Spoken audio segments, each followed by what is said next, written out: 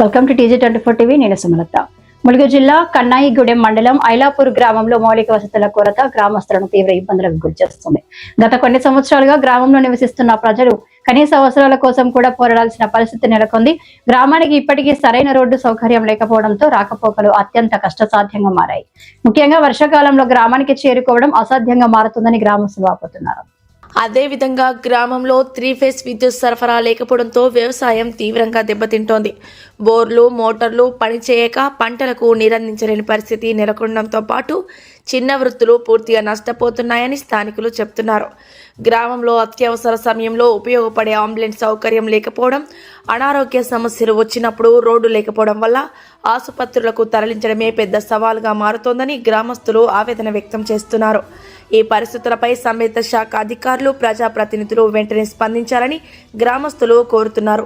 తక్షణమే గ్రామానికి సరైన రోడ్డు, 3 ఫేజ్ కరెంటు, అంబులెన్స్ వంటి మౌలిక వసతులు కల్పించి తమ సమస్యలను పరిష్కరించాలని వారు డిమాండ్ చేస్తున్నారు. నా పేరు కోడే సుధాకర్, ఐలాపూరు గ్రామస్తుని నేను. మా ఐలాపూరు గ్రామంలో చాలా సమస్యలు అనేటివి బాగా ఉన్నాయి. ఆ సమస్యలని కరెంటు విషయంలో, రోడ్డు విషయంలో, కరెంటు 3 ఫేజ్ కరెంటు ఊర్లకు వచ్చేసింది, కానీ దానికి బోర్ల కాడికి కరెంటు లైను డీడీ వస్తేనే మేము కరెంట్ లైన్ గుంజుతామని అధికారులు అంటారు. కాకుండా ఇప్పుడు మన రైతులకు ఇప్పుడు బోర్ల కాడికి దింపి ఇప్పుడు దాదాపు 5-6 సంవత్సరాలు అవుతాయి. ఇంతవరకు కూడా దానికి ఎటువంటి వచ్చి చూసినోడు లేడు, పట్టించుకునేటోడు లేడు. ఇప్పుడు అది దింపి కూడా 6 సంవత్సరాలు అవుతుంది. మళ్ళీ రోడ్డు అని మేము ఎన్నో చేసుకుంటూ వచ్చినాము.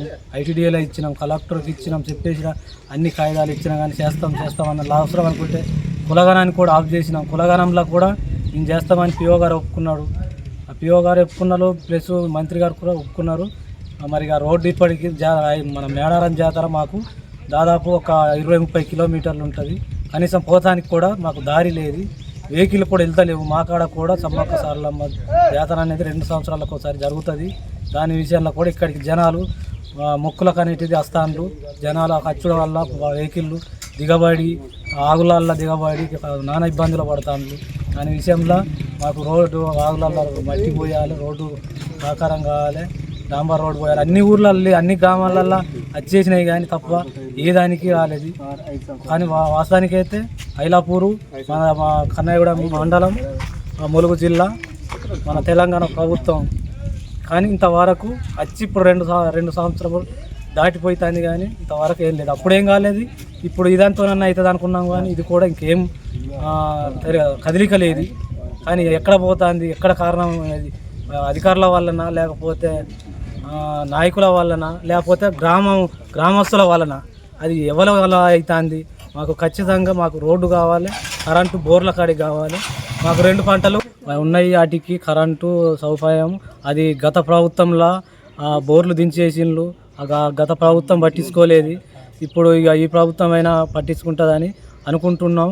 కానీ ఇక అది ఇంతవరకు కూడా మరి ఏం జరుగుతుంది, ఏమైందో తెలుస్తలేదు. మాకు బోర్ల కాడికి కరెంటు శాంక్షన్ ఇచ్చి బోర్ల నీళ్ళు పడేసేటానికి ప్రయత్నం చేసి మాకు జనాలకు నీళ్ళు వచ్చేటానికి ముందుకు చర్య తీసుకోవాలి.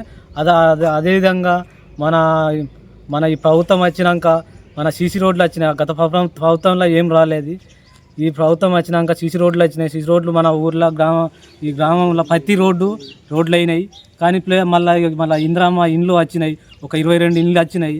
ఆ ఇండ్లు కట్టుకునేదానికి కూడా మన రోడ్డు సౌకర్యం లేదు, లేక అవి కూడా వెనకబడి ఉంటాయి.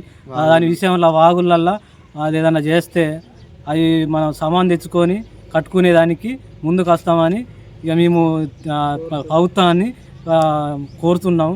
ఇట్లా చేసినా కానీ మాకు ఇందిరమ్మ ఇండ్లు నిలబెట్టాలి, కరెంటు దానికి కూడా సహకారం చేయాలి జనాలకు అని నేను మన ప్రభుత్వాన్ని కోరుతున్నా.